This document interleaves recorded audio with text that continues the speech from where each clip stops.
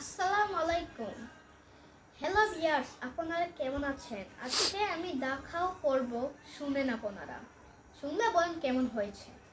Introduction: The cow is a domestic animal.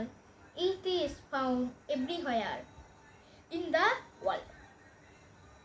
Description: The cow has 4 legs, 2 horns, 2 ears, 2 eyes, and a long tail. Its body is covered with short hair. Food: the cow lives on grass. It also eats straw and wild kicks. Usefulness: the cow is a useful animal. She gives us milk. Conclusion: the cow is useful to us, so we should take